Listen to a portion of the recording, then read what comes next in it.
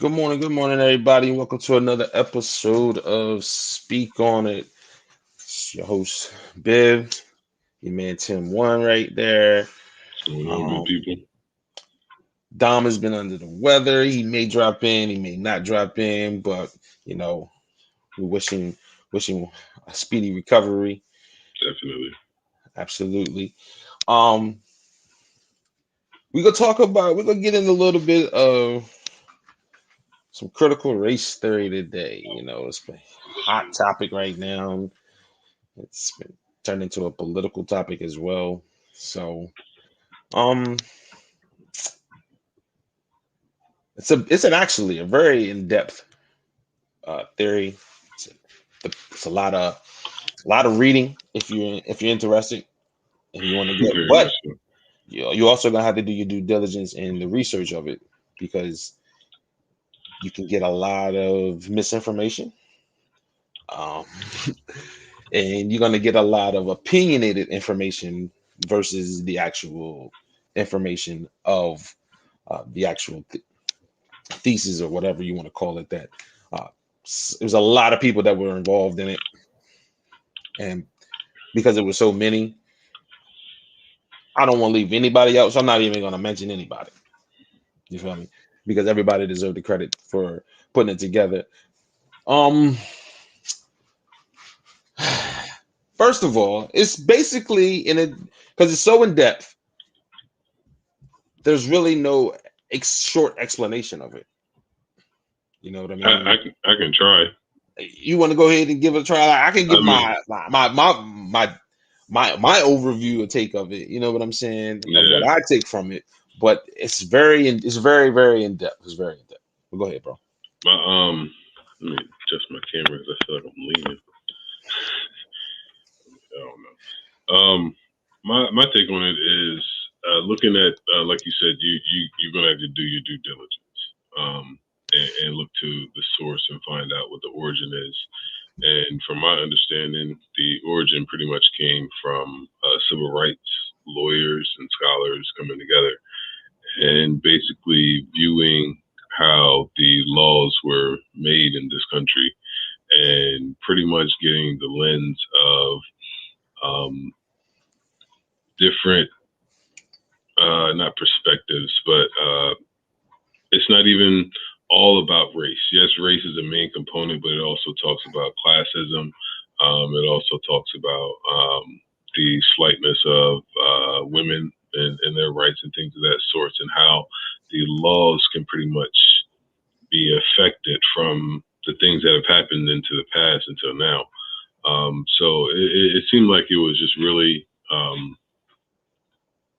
scholarly debate going in depth with different cases and how they affected different things when it came to different environments and the way that we live today. And the main factor in it is race. So, I mean, that to me, it seemed like that was like the generalization of where it started and where what it's become now is it seems like it's something totally different. Yeah, my gist of it when was just how race and other things play into the infrastructure, basically, of this country. Mm-hmm. Every entity, whether it's a supposed free market, um, government, schooling, whatever it is, it's a power struggle. Mm-hmm. And in order for people to keep their power, they have to implement certain laws, certain policies to ensure their power. Now, when you hear that, there are people are just going to assume race, but there are Mm-hmm. so many other things. I was explaining to somebody before that poor people are poor people. Right. Poverty can care less about your race. You know what I mean? The Mm-hmm. only difference is the machine wants the poor blacks and the poor whites to bicker. So how did they separate them? We're just gonna dismiss you on your race, and we're gonna keep race in here. So we're gonna fight you on race, and you guys, we're just gonna keep you fighting you on the economic side to keep you down. And if poor whites and poor blacks were to ever get together, they probably could really make some change. Mm-hmm. But most of the time, blacks thinks whites are racist, and most of the time, whites thinks blacks are animals. So they don't come together. And I believe that this is what this theory is saying. It's a great point. That's what, to me, that's what this theory is saying. It's not just, it's basically saying, if they were to look at it, black people are saying, man, we're saying the same thing you are saying. We're just saying that they're coming at us because of our race, and they're trying to keep you down because you're poor. They don't want to deal with you because you're poor. Mm-hmm. And I believe that that's what this theory is saying, because it's not just about race. It's not just about race. I'm not sure who coined, critical race theory, but if it was coined a different name, we would be having a completely different conversation about it, in my opinion.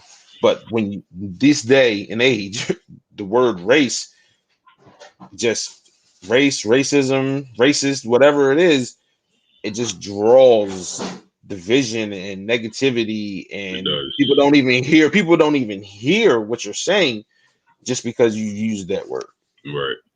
And I mean, one of the things that I think that scares a lot of people that are against critical race theory is the fact that it requires critical thinking, and the fact that when we have race as such a big issue in the world that we live in today, thinking critically is thinking outside of race, with race being still a factor, meaning that like you said, with the communities of poor whites and poor black people, taking the white and the black out of it, even though we are those things, and thinking of how the social construct is of everything, and how we can see that there is some sort of system, as you would say, that has benefits to one and slights to others, and the laws can show that historically. So how is it like? I think that where the fear comes in is the fact that we know that the youth is our future.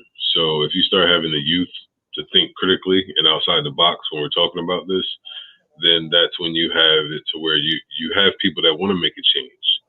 And then in turn, the more that want to make the change, they'll be in the positions to make the change. And I don't think that there's some people that would be against that, it seems like.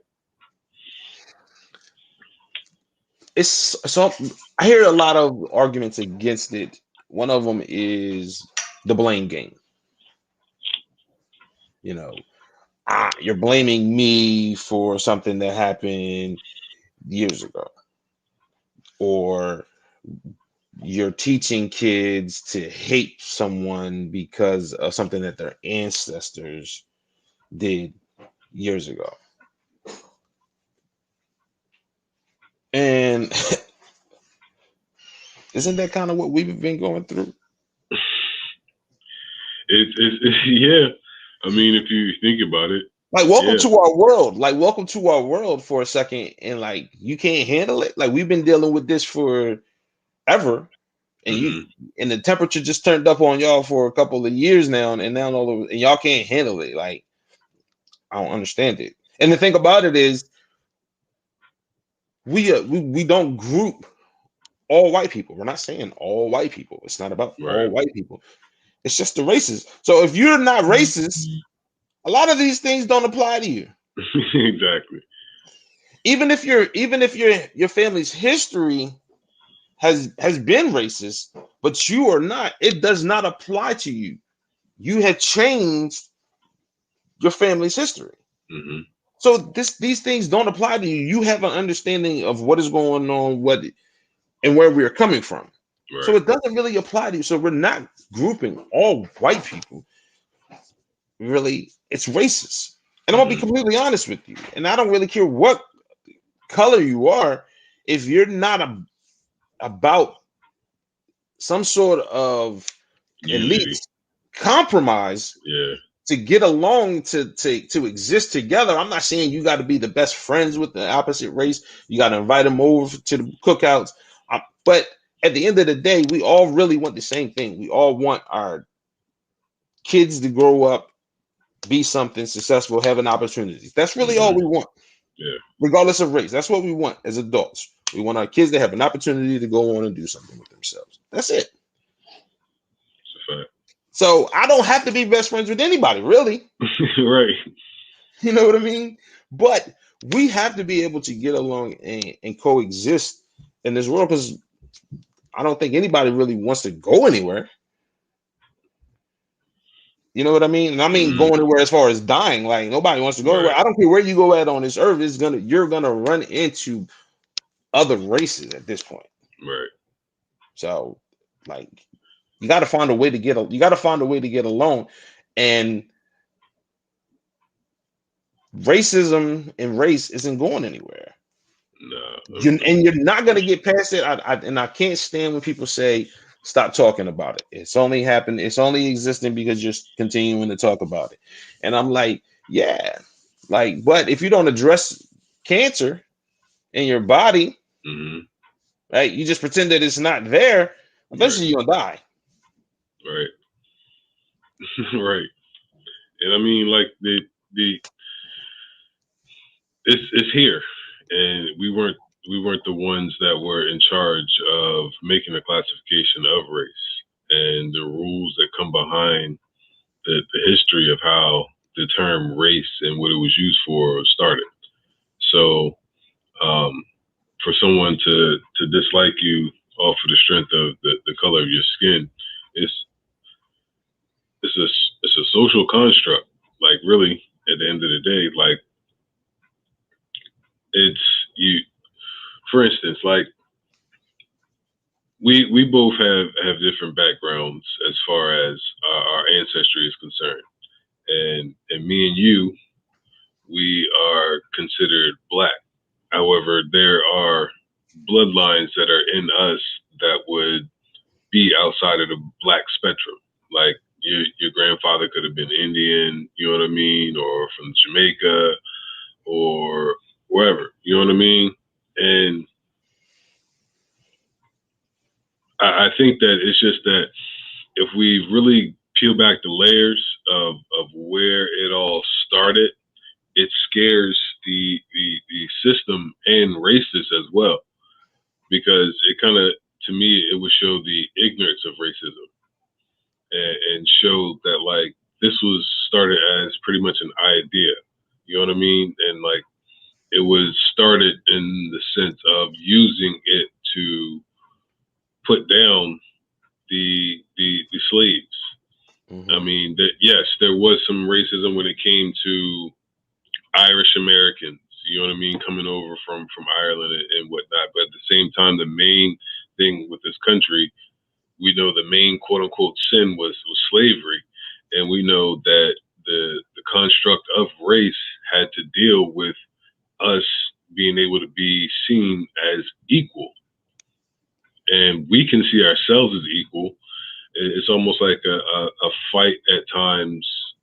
It's I've seen so much extremes when it came to this, and so many ideas that are, I'm not going to say outside the box, because everybody's entitled to their own opinion, but it's so many things that it's just like we're talking about looking at the truth objectively, in a sense, and the understanding is that the people that are in our communities, the poor whites and the poor Blacks, we have an understanding and have a different perspective on everything, because whether they think so or not, we can see through the BS.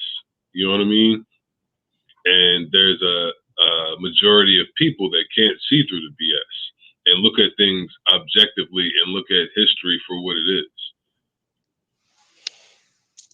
History is tricky. You know what I mean? Because it's ugly. It's also most of the time written by those that are in power. Exactly. So they can rewrite history if so be. So now Or we're talking about changing the narrative. exactly. So like you can manipulate history. Mm-hmm. One of the things about history that's very tricky, just dealing with U.S. history, is World War II. Mm-hmm. We've known a lot about you know the European front. Mm-hmm. We don't really get much into the absolute destruction that we imposed on Japan. Fact. Like you don't really get into that because like we talk about the dropping of the atom bombs, yeah, Mm-hmm. you know, but that wasn't just it. That wasn't like the only two things that we did over there. Right. Like we were absolutely destroying that place. Now you can say, well, they deserved it because of Pearl Harbor, yada yada yada, but they did strike a Navy base. We were bombing anything and everything. So like again, you can omit that because you're in power. Right. So there's certain things that you don't that we don't know about, and that is the issue that a lot of people are having is history. Are we as a society in America, are we teaching students in our education system Mm-hmm. true American history, or are we showing them the glitz and the glamour that we went through? From my learning, it's been the highlights. And I mean, it's really through one perspective, one set of lens, and it's been recycled and repeated through textbooks. When, like you said, there's so many other lens outside of the European lens, as far as, like you said, the highlights pretty much is like Sports Center, and there's never really detail as to how it got there. There's no detail of what the others thought. There's no detail of any one side. It's one sided pretty much. So when I thought about a class that I took in high school. It was a world history or European history. Same difference. It, but It's the same thing. It's the same thing, bro. They took over the world, so European history is world history. Let's just call it what it is. At some point in time, they occupied land on every continent. yeah, there, and to me, I think there needs to be, when we're talking about this country, there needs to be a an objective perspective when it comes to history. If we want our kids to really understand and know how this world works, because I think that's where a lot of times with the school system kind of they mess it up when it comes to someone that looks like me and you. We go to school and it's like, yo, so we only came up through slavery and the civil rights, like that's our only highlight, and that can mess with a person as far as how they go about life. So Yeah, and you think like if you just look at history, it's like, man, we didn't really have any like superstars until Martin Luther King. right, and it's like that's totally not the case. And even if you start something along the lines of like African American studies, like granted that's in a lot of colleges and whatnot, but there needs to be a trickle down effect, because there needs to be a different perspective shown as well, and especially when we're talking about, like I said, this country, and this country being, let's be honest, built on the backs of slaves. We need to get the other side of that story. We can't just, like, I seen one textbook that was possibly in Texas a few years ago that was switching slavery into being indentured servitude. It's like, so if you change the narrative that way, then now you have a group or community or school district or whatever that's now thinking that it wasn't slavery, it was indentured servitude. There was a contract that was signed, there was an agreement to work for a certain amount of years. When we, as a older generation, we know that that's not it. So, I mean, like you said, whoever, the word author, right? You're author to the books. It's in the word authority. And when you're the authority of the narrative of what's being pitched, you can pretty much paint the picture that you want to paint and dismiss everything, which in turn gives people a narrow perspective on how to see history and go about things in a certain direction, in a certain view. One of the interesting things that I learned really recently, honestly, I was watching the show Warrior on HBO Okay. Max. That's how I learned about the Chinese Exclusion Act. I don't know nothing about the Chinese Exclusion Act. Please enlighten me. The Chinese Exclusion Act was I think it was like 1882 or something like that. Well, basically, you know, the Chinese, you know, they were coming in, they were taking labor. So they basically was telling them they couldn't come over here and work anymore. Pretty much. Couldn't come over here? Couldn't come over here and work anymore. Okay. Because they were taking jobs from the whites because they were cheaper labor. Even though it was the whites that were hiring them. It wasn't like they were coming over here and hiring themselves. Right. It was the whites that were hiring them. They were the ones that were hiring them, but they were doing too much and taking away from other whites. So it's like, how come I didn't know about this? How come this isn't standard across all curriculum? How come I had to find this out at almost 40 years old? Right. You know what I mean? And it's weird because it's like, how much else don't we know? It's a lot. How much else is left out? We can get into other things, but I don't want to get into them. But throughout the history of this country, there has always been an issue with race from the beginning, and it's only been one side that's been consistent with it, and that goes really across all boards. It wasn't like the blacks were hating on the Irish. Right. Just being real.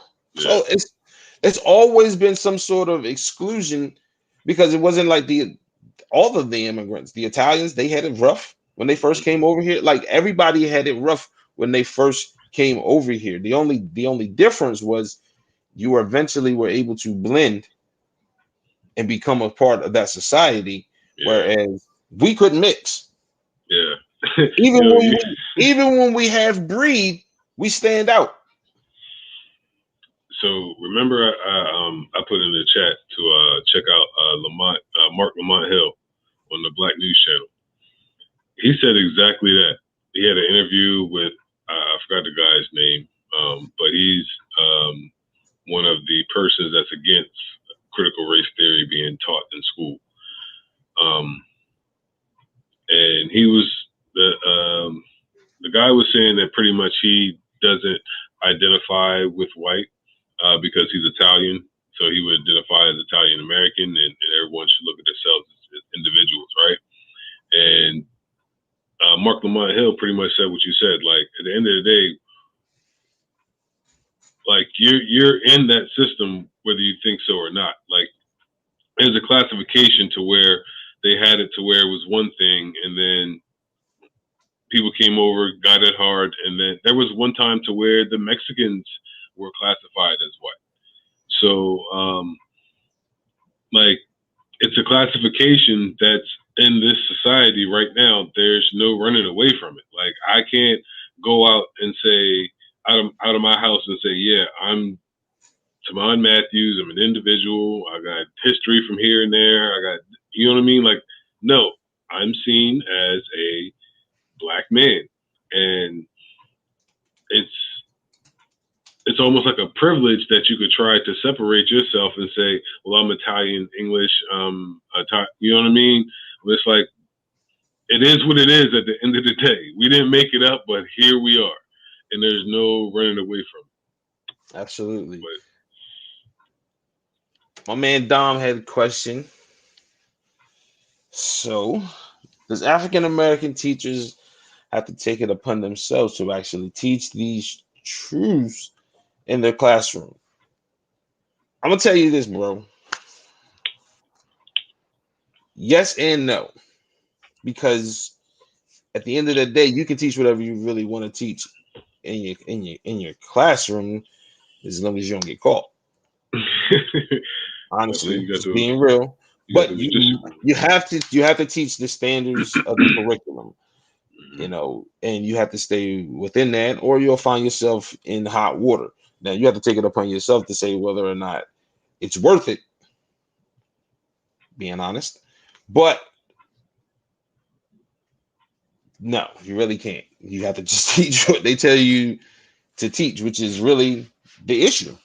Right. It's the system that is the issue. Now, again, when you close that door and ain't no administrator in there, you can take your own risk, but you have to teach the curriculum that is presented to you and the standards that are presented to you, and that can vary from state to state.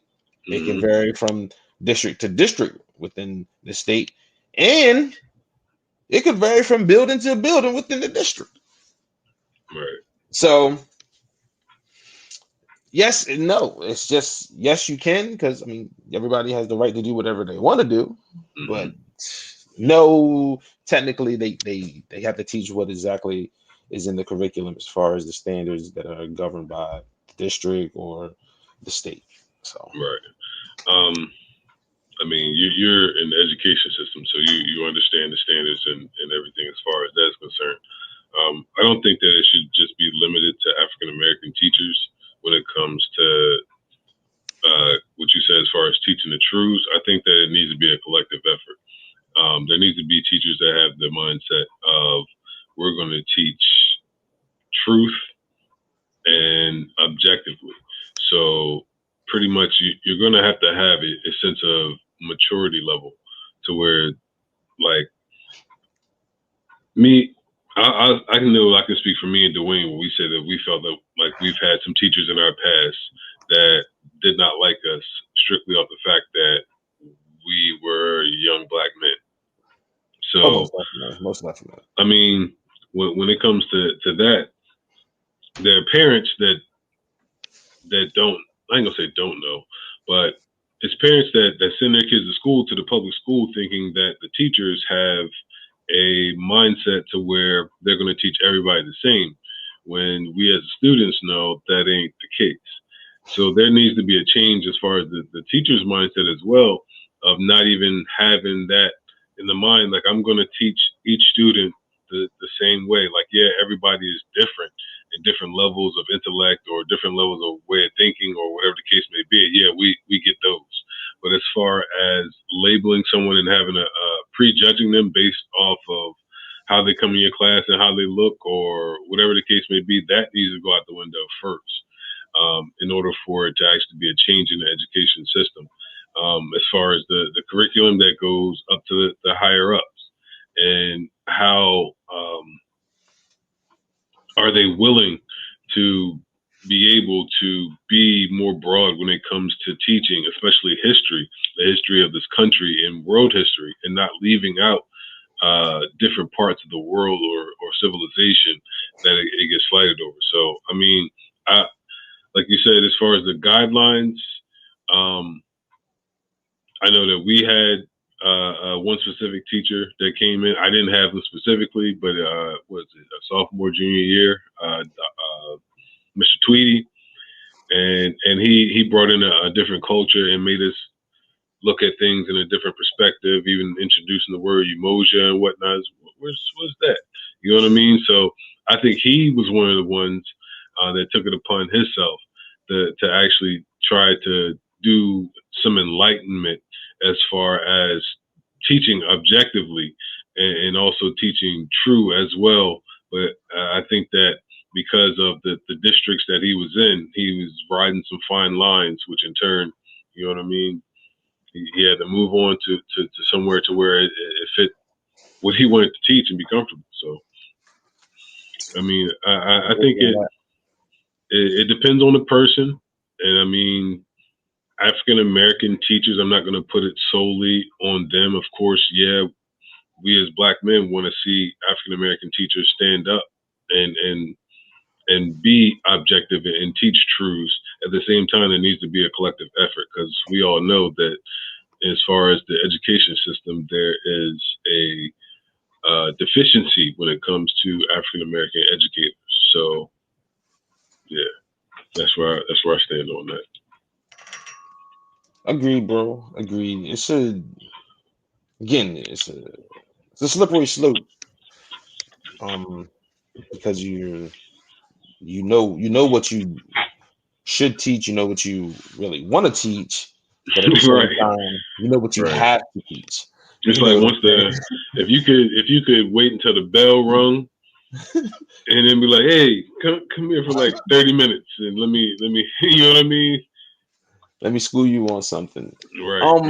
One of the things that's weird to me about teaching history is how, especially in like world history,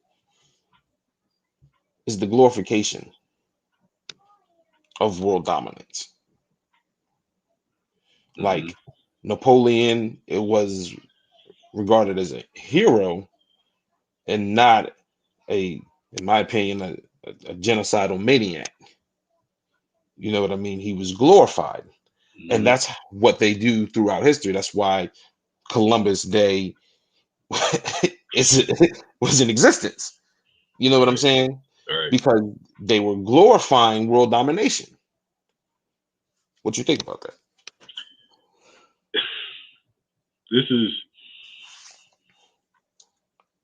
It goes back to like, whoever writes the book writes the narrative. And the narrative that seems to be pushed is that anywhere the Europeans go, they just conquer and dominate and looked at the good sides. And there needs to be, when we're talking about world history, some inclusion that is, it's just, we're looking at one part and blowing it up. And it's the details and everything. And it's like, bro, that's not how the world was. Like, there was, what was the other side of the world doing when Napoleon was alive?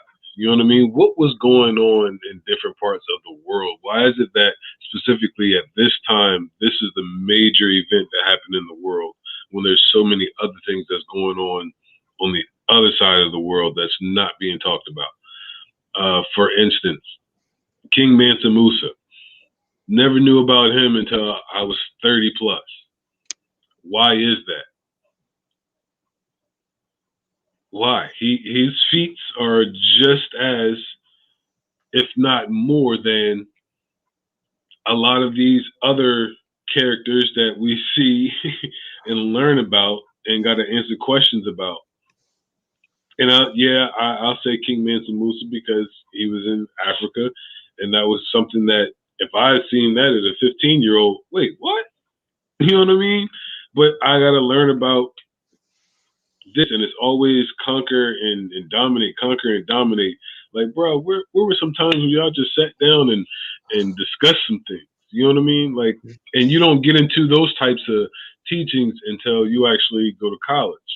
And it really depends on the colleges that you go to and the classes that you take to get to those different points. I mean, everybody's not privy to going to or having an African American studies class or a class that discusses the civilizations of Mesopotamia, Samaria, and Egypt, and all those things. Like, it sucks that the basis of K through 12, the generalization, is European that history. perspective. It's European history. Yeah. In the narrative of the conquer and domination, like you said, there needs to be a switch. There, like we need to tell the bad side of Thomas Jefferson.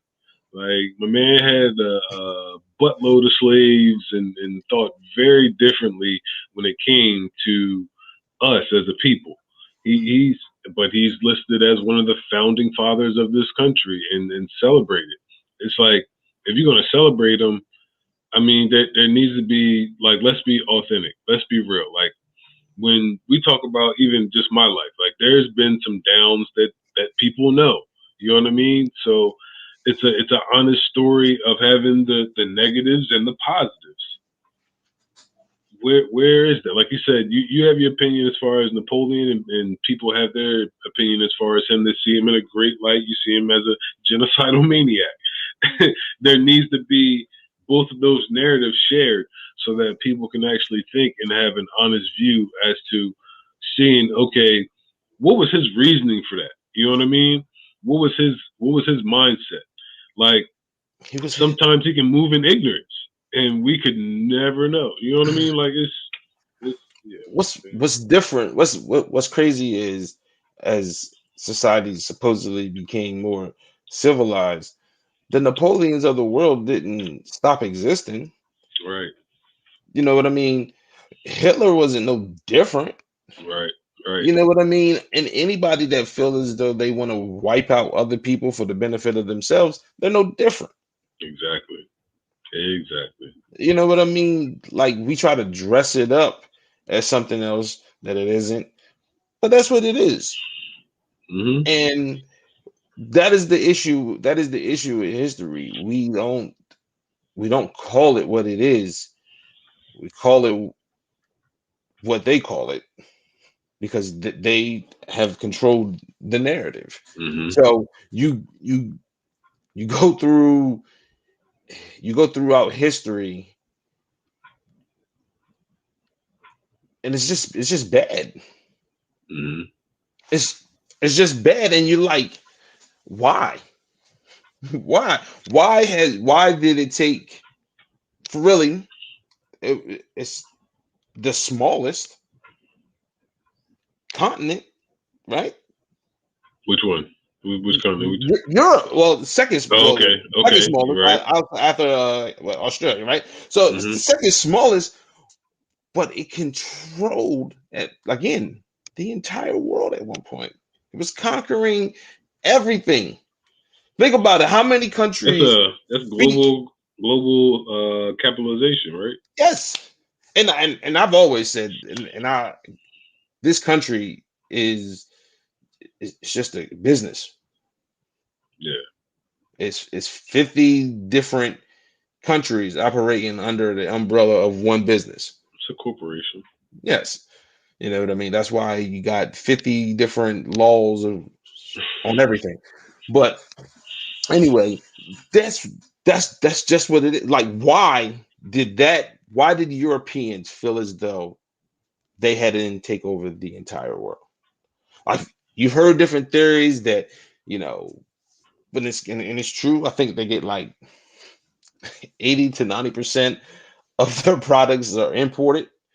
Like, it's not a really good place to grow pretty much anything in certain places. So they got to get things shipped in. So is that what it was? Is that what it was? Like, in order for you to continue to exist and live, you had to go out and do that with people. Like, you couldn't go out and barter. You couldn't go out and conduct business. You had to go out and kill, rape, pillage, conquer, occupy, because you're not leaving. And then the people are there, they're displaced. What do? They got to flee or they got to stay and deal with the European occupation. That's what it is. Throughout history. I remember sitting in world history in 10th grade and just sitting there thinking, like, man, they just literally just went all over the world and just took over everything. If you didn't, it was literally as They state came in like property. Hall and Nash. They came in like state property, man. Either get down or lay down. Either get down or lay down. That was their mentality everywhere they went. And it was like, why couldn't you come in and conduct yourself In an orderly manner. in an orderly manner? How come you couldn't be humane? How come you couldn't be humane? How come you That's a couldn't great come question. and be humane? That's a great question. That is. Now, I'm not saying that on within the continent of Africa we weren't warned. I'm not gonna say within the continent of Asia they weren't warned. Israel and the Palestine's been fighting since day one, right? I don't know about day one, maybe day 4. Okay, but I'm just saying. I get what you're saying. So war and Yeah. conflict has always gone on. The Right. natives on this land, they were warned back and forth. There's gonna be bad people wherever you go, but no one took it upon themselves to build boats and sail all over the world to take it over. But them. Why? that's one of the We'll whys. never know. We'll never You know got to ask why. the Most High on that one. We'll never know why. But if we start to dive into the other side of it, Mm-hmm. not just the glorification of it, but dig into all of it, we can at least start to understand what is going on. And people don't even understand. People don't get me when I say this, but that mentality hasn't changed for them. It hasn't. They're still doing the same thing now. We Just are in a different worried. way. Afghanistan, we went over there and we occupied it. And then when we left, the people from the country wanted their country back. That's all it really was. We go over places, we take it over, we occupy it, we try to get the their way. Man, we American, bro. We American, bro. We American. We go places, we try to take them over, we try to occupy them, we try to make them do things our way. Mm-hmm. Like I had a discussion. They was like, man, we got to make sure that Iran never get nuclear weapons. Why? Because you got them. How come you don't think they trying to protect themselves from you? Yeah. I don't like the mentality that you have the morality to judge other people and what they can and can't have. And that's why most countries don't like us. They don't like us. Because it's like, who are you to tell us we can't do these things? Or we have to do these things your way. When in actuality, your system isn't that great. Being real. One thing that I just thought about is said because the objective was to take over and control. That's what it seemed like. I'm with you, Don. That's what it seemed like, bro. The last discussion that we had as far as like spirituality versus religion, the golden rule through all religions is pretty much treat others the way that you want to be treated. And it seems like the opposite happened. And then like now, or the phrase critical race theory has been blown up into different avenues, and it's gotten away from the origin, but from what it's grown into as an umbrella, and what it's like afraid of is that if you show the history for what it is, and then people have the mindset of treat others the way that you want to be treated, you didn't go with that, like, because we know that you don't want people to go over to your area and take over your stuff the way that you did it. You know what I mean? Like if the narrative is switched, now you got a problem. But because it is what it is, it's fun. It's bad. Like you said, the whole, again, to me, it's about just showing how how laws and policies were manipulated to keep people in power. That's all to me, that's Yeah. what I got from the different readings I got from critical race theory. Was Yeah. just how laws and policies were manipulated to keep people in power. Now, if you want to say white men, fine. Because if you look at it throughout history, that's who's been in power. If you want to say, you know, anything other than that, I don't know what to say, because you look throughout our presidential history, it's been all white men except for one black man. Well, there was back before George Washington, I was told there was a black president, but that's not taught in K through 12. That's not in the curriculum. I had to find that out outside. Exactly. So again, controlling the narrative, controlling, what is put out. And I think that's what people are just saying. Like, we just want the truth to be told. Now I got a question. Why do you think that it's become political now? Easily. Because you got to make sure that these poor whites and the blacks, regardless of their economic stature, the blacks and the poor whites can't get together. So I got to politicize any and everything and turn any and everything into a red and a blue, a black versus white, a right versus left. If I can find any type of divide, division, yeah, I can't. They won't get together, and that's what I'm saying. Like, red and blue, and again, history. Another thing that people need to really dive into. If you really dive into it, you'll find out that pre-Civil War, the two parties were pretty much reversed. Yeah. The Southerners were more Democratic. And the Northerners were more Republican. So post-Civil War, it flipped. Of course, we all know why. The elephant's never in the room. You know what I mean? You know what it is. It's never in the room. You know exactly what it was. It was at the end of slavery. So red and blue is always going to have a division. And this, to me, it is the biggest division in the country. Yeah. I know people like to think race is, but to me, race is race.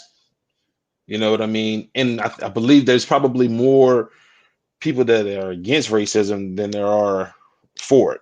We just hear the people that are for it louder than the people that are against it. You know what I mean? But I don't like red and blue. Oh, that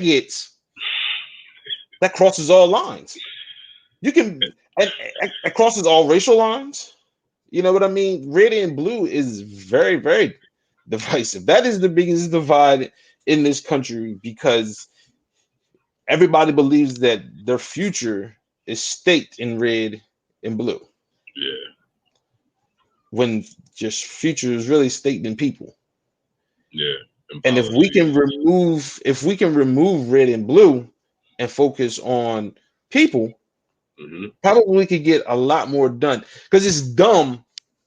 It's dumb when I hear people say, "Hey, I agree with everything that they are saying over there, but I'll never ever vote for it because it came from the blue side or it came from the red side." And I'm like, yo, that is stupid. You agree with the policy, but because it comes from the opposing political party, you're not going to support it. So your kids can't benefit from this policy just because it came from the opposing side. That mentality is way worse. Yeah. Than racism. That is one of the most. When it comes to that, man, when I sit down and talk to some people and like ask them like, why did you choose the party that you chose, right? And it's almost like, sometimes it's almost like religion. Like, my mom was a Democrat, so I'm a Democrat. My dad was a Democrat, I'm a Democrat. And it's like, did you look at the history of the party? You know what I mean? When we're talking about voting. And when you're voting, are you just voting straight down the line Democrat just because you're a Democrat? Are you not looking at anything? And that to me is scary, because you'll have people in office that ran just on the fact of them being a Democrat, but don't have the things that you have in your mind as the change. But then once they get in office, it's like, why is there no change? You didn't even look at his policies or her policies. You didn't look at what they were running on. You didn't look at her history or anything like that. And I think that, like, once I start realizing, like, I think I voted for Barack. I think that was my first time voting in 2008. I know I could have voted any other time, but 2008 was my first time voting. And of course, I ran with him because he's, you know what I mean, looked like me, and he hooped. So I mean, it was 08. That's some years ago. And the way that I think now, like, I tell you, I voted for Jade Simmons in the last presidential election. Nobody really knows who she was, but she was a young black woman that was an independent. And I looked at her policies, and her policies had a mix of Republican and Democrat policies. However, I agree with the majority of her policies over a yellow or orange man and old head. So, I mean, like you said, with the division, that is the biggest one, man. For some strange reason, it's just like, and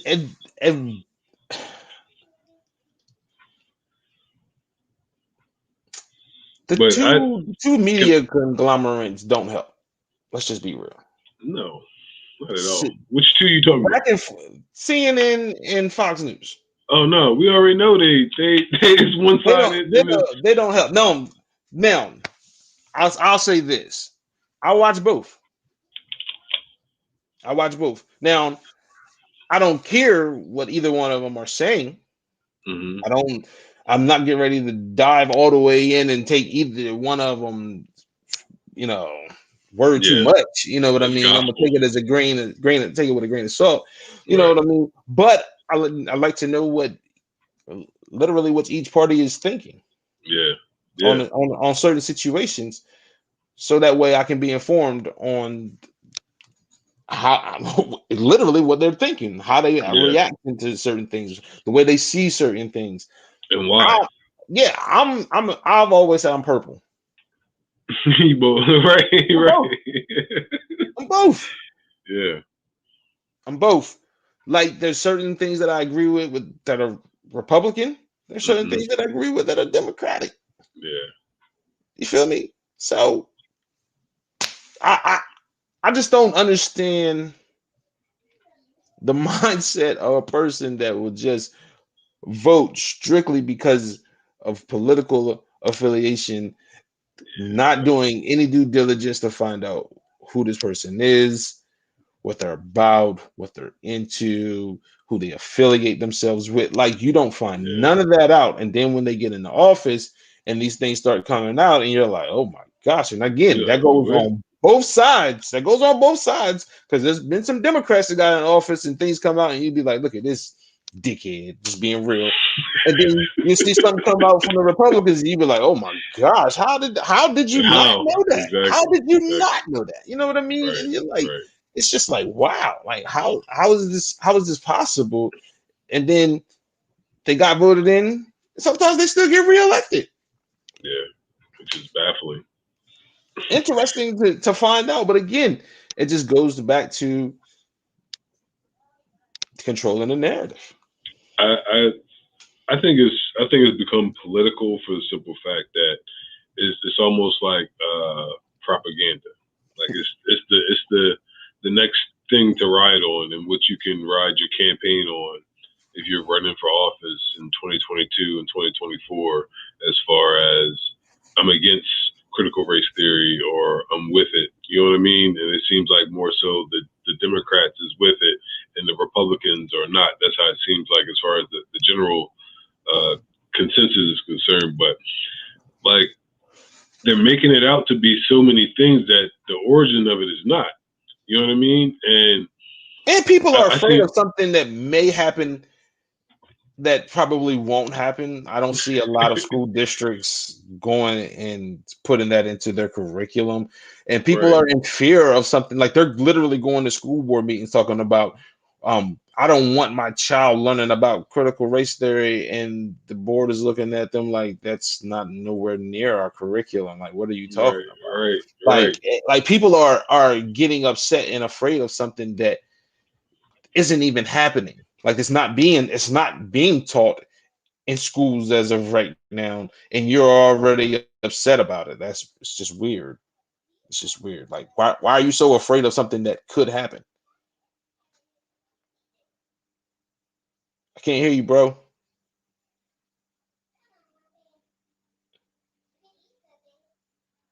Can't hear you, bro. You're not muted. You wasn't muted. You want to play yourself? Can't hear you. Can't hear you, bro.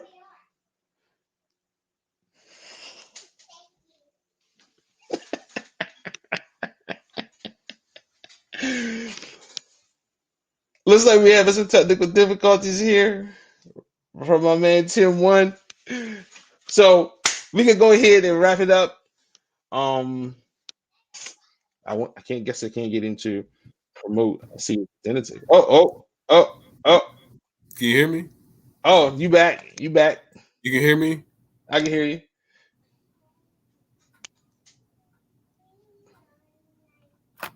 You good? Oh, my good camera must have. Oh man, we got to return that camera. That's the good one. It's supposed to be the camera and the mic, man. Daggone. But hey, what was I saying? Vision, political parties, running on 2024.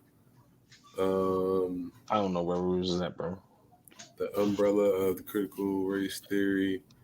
Yeah, I think. Oh, when you were talking about the school districts and people going up there, and I seen a couple that went viral. One black guy was saying how he didn't want his kids to feel like we were oppressed, and that he made it out, and he was a doctor and whatnot.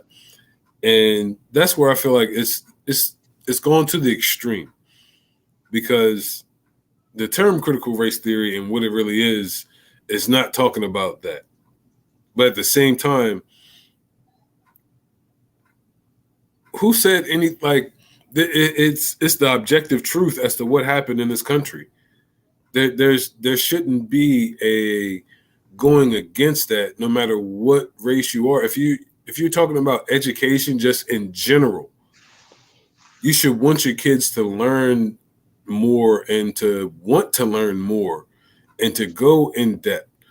So even if you're putting the extreme on critical race theory, it's just talking about the history of slavery and how things were, and having a different side from where you may hear sides from the ones that were enslaved, and you hear it from the ones that was in the house or in the field, or like you need, if you want education and you want your kids to be understanding as to what goes on in this world, you can't be scared to understand that your kids may have an opinion to say, man, we are oppressed.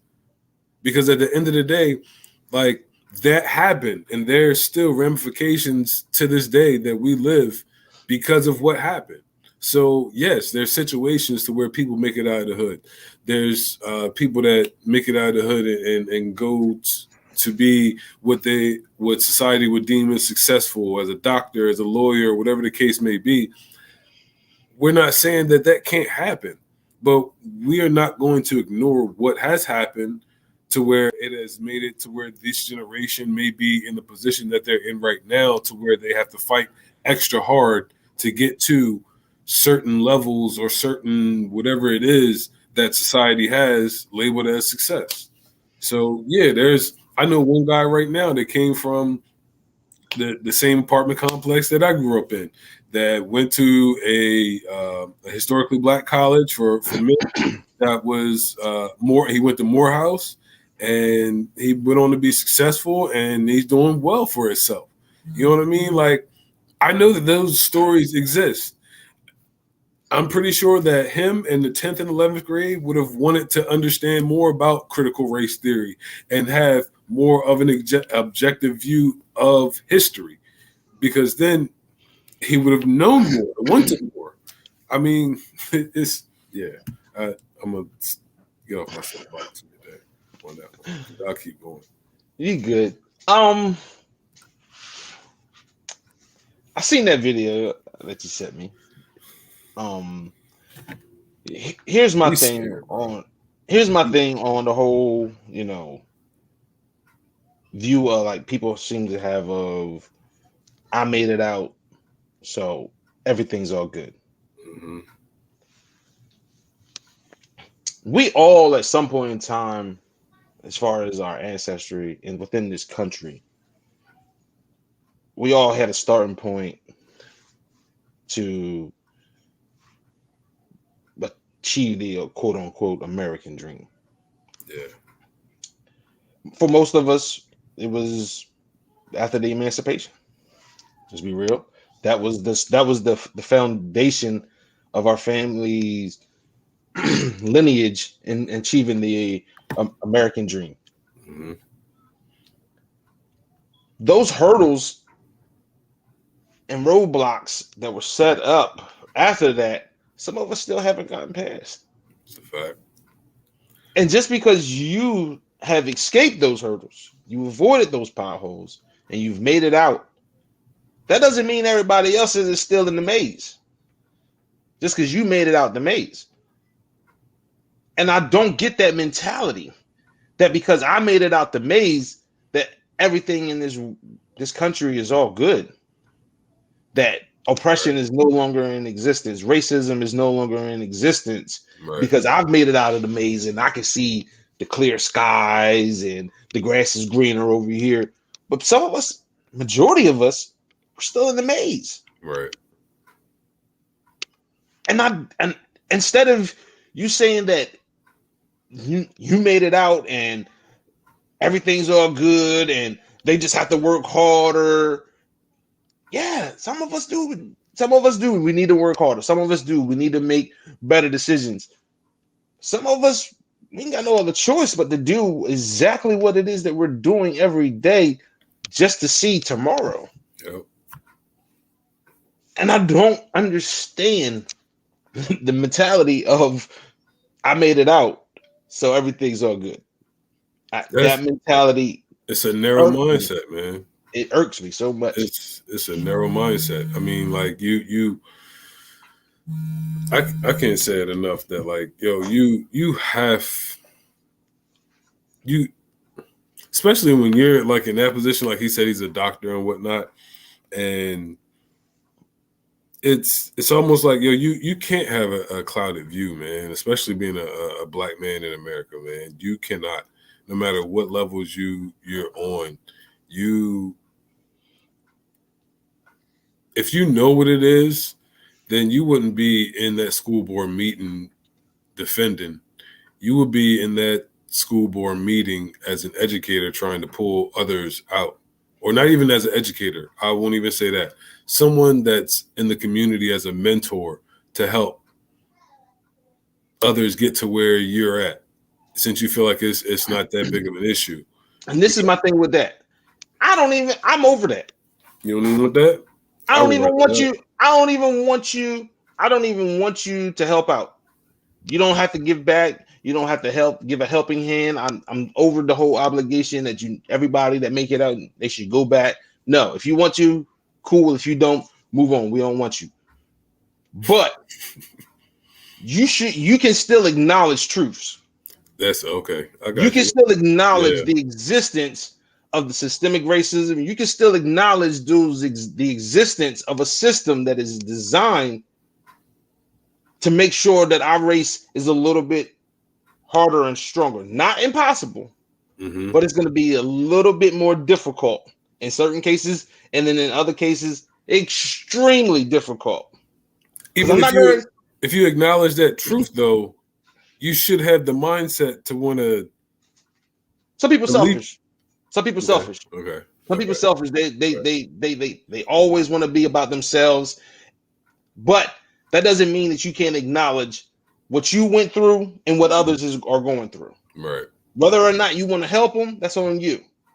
But you can acknowledge the existence of what it is that you went through and the existence of what others are going through. To sit there and just dismiss it as it doesn't exist, or dismiss it as they're not willing to put in the work, because that really irks me too when I hear other Black people say that about Black people.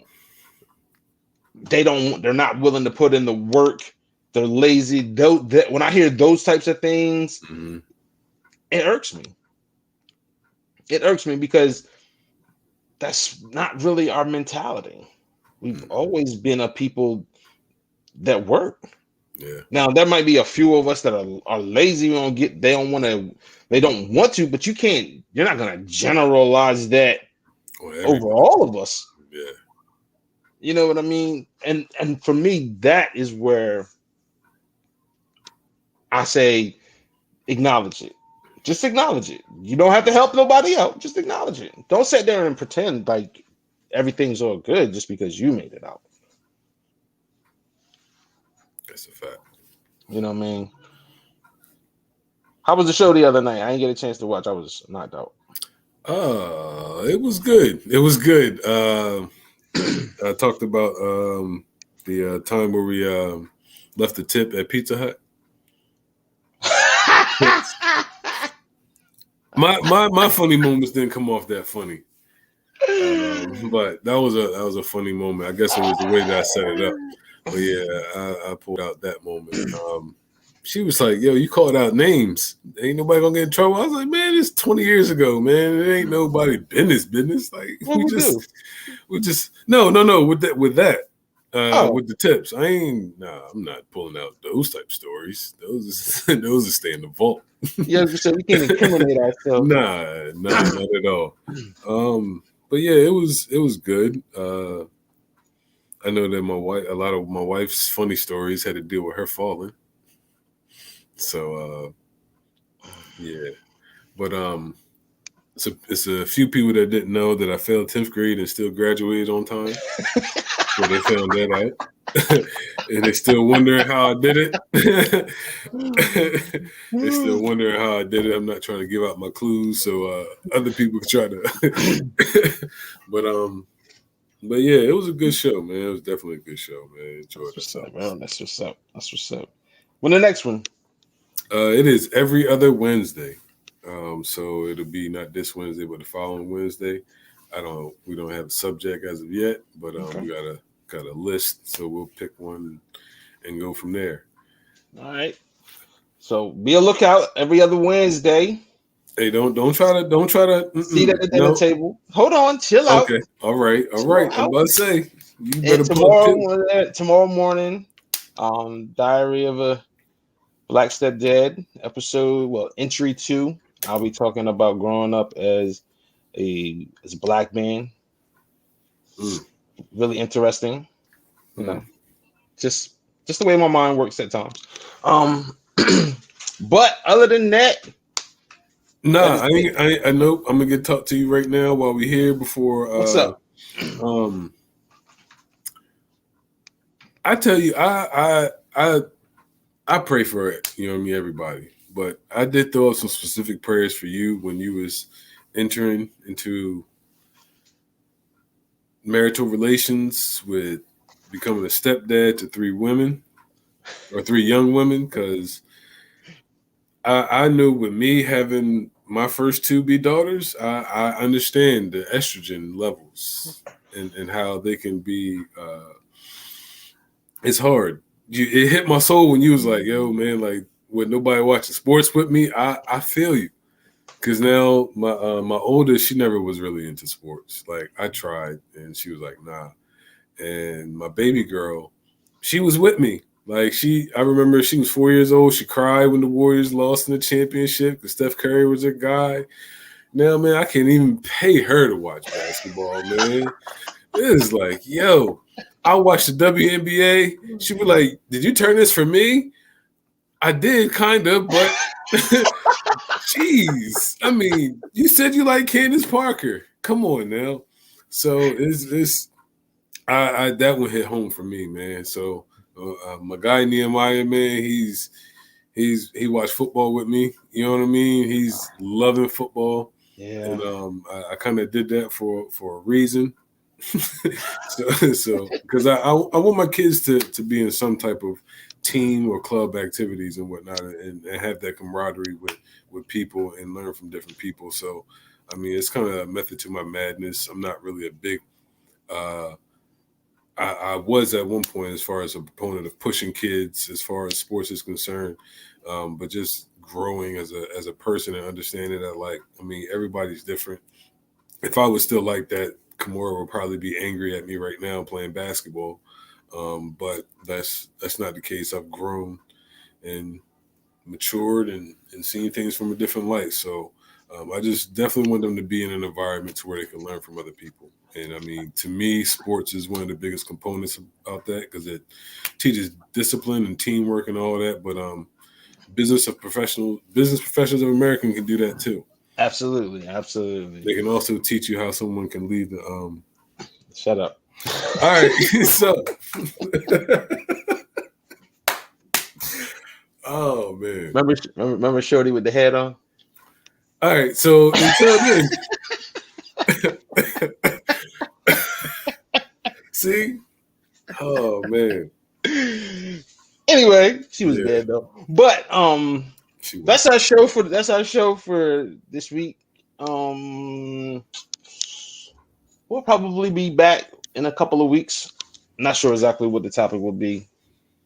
I'll come up with something, get a flyer out there. Biv went deep in his bag, man. I was like, wait a minute, I don't even know. What is CRT? What is this? Because I tune in to the news every now and then, but then when I got into it, I was like, oh, okay. And I got a little deeper into it and whatnot. So I try to catch CNN and Fox News at least twice a week, bro. Hey, keep me informed because at least twice a week, man. Just to get a feel of what's going on. Last year, I can't disremember all the buffoonery that I seen. So I was like, yo, I'm done, bro. Some of it, I mean, I'm gonna be honest with you. Some of it I watched to be informed. Some of it I watched to be entertained. I'm not gonna lie.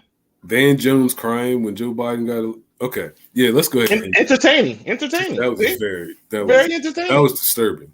But very entertaining. Disturbing. I think Tucker Carlson and Sean Hannity are entertaining. Oh, they very, very entertaining. They are literally Donald Trump on TV every night. Like literally. Sean Hannity is they are literally Donald Trump on TV every single night. It's very entertaining. Very entertaining. I watch them every now and again. And just I just sit back and literally like I'm watching a movie or something. I eat some popcorn and just enjoy the show. I can't. I salute to you. I can't no more, man. Nah, but we can get into that on another show. Yeah. We can get into that in another show. But until then,